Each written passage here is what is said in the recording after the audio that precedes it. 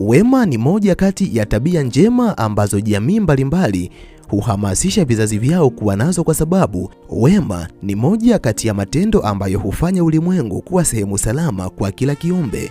Hata kupitia maandiko mbalimbali matakatifu kwenye vitabu vya dini ambavyo tunavisoma kila siku, tunahamasishwa kuwa wema, kwa sababu mwanadamu anapokuwa mwema kwa wanadamu wengine, naye atalipwa sawasawa na wema wake. Lakini je, ni kipi ambacho kitakwenda kutokea katika maisha yako kama utakuwa unatenda wema kupita kiasi? Kwani pamoja na kuwa maandiko mbalimbali yanatutaka tutende wema, lakini pia yanatupa tahadhari kuwa wema hautakiwi kuwa mkubwa kupita kiasi, yani wema usiwe mkubwa kuushinda uwezo uliokuwa nao. Ni nini ambacho kitakwenda kutokea kama utakuwa mwema kupita kiasi? Majibu ya swali hili yamenivutia na kunifanya ni yatengenezee mada ambayo naamini utakapotazama video hii mpaka mwisho utakwenda kubadili mtazamo wako kuhusiana na wema katika maisha yako, na baada ya hapo utafanya maamuzi. Je, uendelee kuwa mwema ama upunguze kiwango cha wema uliouendekeza kwenye maisha yako? Kama umevutiwa na mada hii, amini video hii nimeitengeneza mahususi kwa ajili yako. Kama unatamani kuendelea kujifunza mambo mbalimbali kupitia video zetu, jiunge nasi kwa kusubscribe katika chaneli hii ya Fafanuo Media.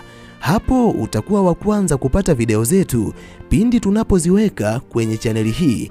Hautajutia MB zako, kwani mara zote tunajitahidi kuwa bora zaidi ya jana. Asante, enjoy. Je, ni mambo gani yatatokea kwenye maisha yako kadri utakavyozidi kuwa mwema kupita kiasi? Namba 1, kadri unavyozidi kuwa mwema kupita kiasi kwenye maisha yako, ndivyo unavyoongeza uwezekano wa watu kukutumia kwa maslahi yao binafsi. Moja kati ya mambo ambayo unatakiwa kuyajua na kuyaweka akilini, si kila mwanadamu ambaye unakutana naye kwenye maisha yako anahitaji wema wako, kwani wapo baadhi ya wanadamu ambao watakapojua kuwa wewe ni binadamu mwema kupita kiasi, hawatakuwa na limitation kuhitaji vitu kutoka kwako. Wakati mwingine wataanza kukutumia kwa ajili ya maslahi yao binafsi.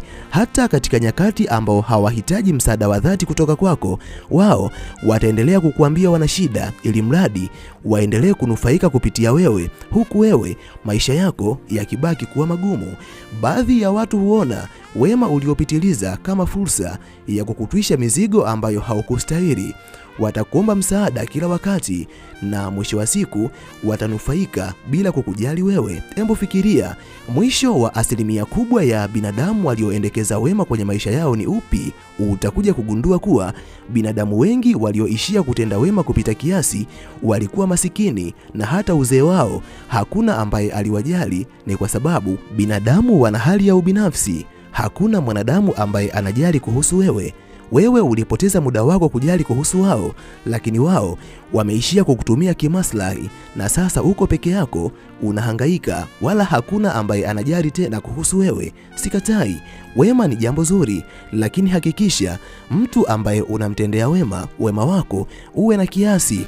Usijitoe kupita kiasi kwa watu wengine, hata kama ni ndugu zako, kwa sababu wema wako utakupotezea muda, kwani watu mbalimbali watakutumia kwa ajili ya maslahi yako, na mwisho wa siku watakutelekeza. Hakuna ambaye atajali tena kuhusu wewe. Namba 2, kadri unavyozidi kuwa mwema kupita kiasi kwenye maisha yako, ndivyo unavyopunguza uwezekano wa kusema hapana, hata katika mambo ambayo yatagharimu maisha yako. Tafiti mbalimbali za kisaikolojia zimekuwa zikionyesha asilimia kubwa ya wanadamu ambao waliendekeza wema kupita kiasi kwenye maisha yao walipunguza uwezekano wa kusema hapana, wakihofia kuwaudhi watu wengine, kwani hali hiyo itakujengea dhana ya kuwa wewe ndiye unayepaswa kuwasaidia watu wengine na si wewe kusaidiwa. Mara nyingi binadamu ambao wana kawaida ya kuwatendea wema binadamu wengine mara kwa mara, hata wanapopitia shida katika maisha yao, watu wengine hawawezi kujitoa na kuwasaidia, huwa wanabaki na maumivu yao. Lakini watu wengine wanapokuwa na shida, binadamu hawa hubeba mizigo ya watu hao wakiendelea kuwasaidia, hali ya kuwa wakati mwingine hata nao wanakuwa kwenye wakati mgumu. Ukihofia kuwaudhi watu wengine, unaweza kukubali mambo ambayo yanakuumiza kila wakati. utajikuta unaupoteza muda wako, ama utajikuta unapoteza kila kitu ambacho unacho, na wakati mwingine utajikuta unaenda mpaka kinyume na malengo ambayo umejiwekea kwenye maisha yako, kwa sababu tu unaogopa kusema hapana kwa kuwakwaza watu wengine. Utakuwa ni mtu ambaye unajitolea kila ulichokuwa nacho kwa ajili ya kuwasaidia watu wenye shida, hali ya kuwa wewe utakapokuwa na shida hakuna mwanadamu ambaye atajali kuhusu wewe. Binadamu wana kawaida ya kukumbuka mabaya ya mtu na si mema ya mtu. Embu punguza wema kupita kiasi, kuwa na wema wa kadri. Ukiona jukumu ambalo unapewa ni kubwa, sema hapana, kwa sababu nawe una ndoto na malengo ambayo unatamani kuyatimiza siku moja. Namba 3, kadri unavyozidi kuwa mwema kupita kiasi kwenye maisha yako, utajikuta unasahau mahitaji pamoja na malengo uliyokuwa nayo katika maisha yako. Ngoja nikwambie kitu kimoja, kuwatanguliza watu wengine kila wakati kwenye safari ya maisha yako kunaweza kukufanya ukapuuza mambo yako binafsi, ikiwa ni pamoja na afya yako, muda wako pamoja na maendeleo yako binafsi. Wewe ni moja kati ya binadamu ambao wamejiwekea malengo ambayo wanatamani kuyatimiza katika maisha yao.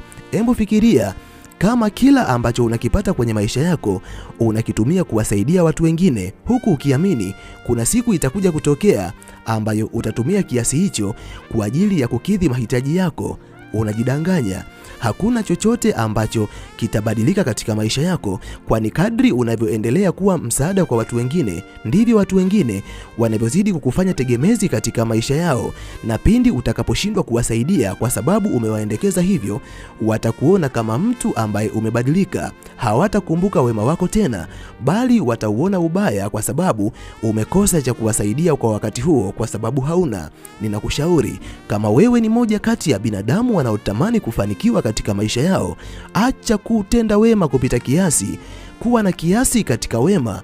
Kama hauna, sema hapana, kwa sasa sina. Na kama unaweza kusaidia, hakikisha msaada hauzidi kiwango ambacho unakimiliki, yani hauzidi kipato chako, kwani utajikuta ni mwanadamu ambaye unafanya kazi kwa jitihada kubwa katika maisha yako, lakini hakuna maendeleo yoyote ambayo unayafanya kwenye maisha yako.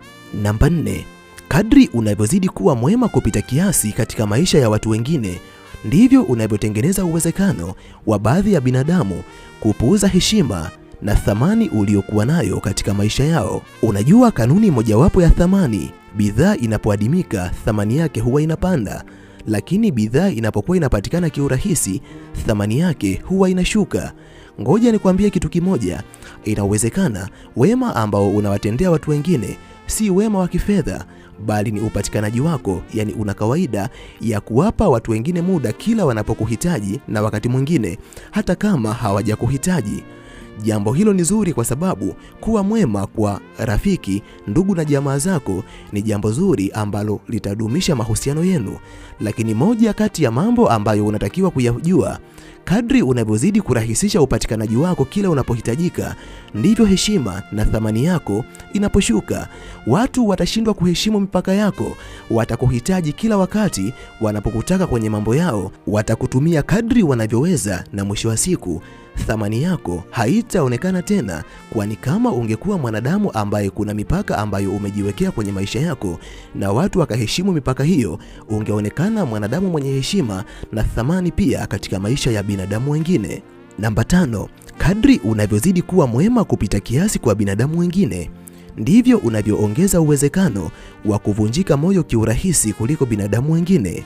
Moja kati ya mambo ambayo unatakiwa kuyajua na kuyaweka akilini, unapotarajia kila mtu akuthamini kwa sababu wewe ni mwema katika maisha yake, unaweza kuumia pale unapogundua asilimia kubwa ya binadamu uliowatendea wema hawajali wala kuthamini wema ambao umewatendea, na wengi wao hawakurudishi wema huo. Kwani watu wengi unaweza kuwatendea wema na bado wakakulipa ubaya. Hali hiyo inaweza kukuvunja moyo na ukajikuta umekuwa mwanadamu mwingine kabisa. Hivyo unapotenda wema, hakikisha unatenda wema kwa kiasi, na unayemtendea wema usitarajie akulipe chochote kwenye maisha yako.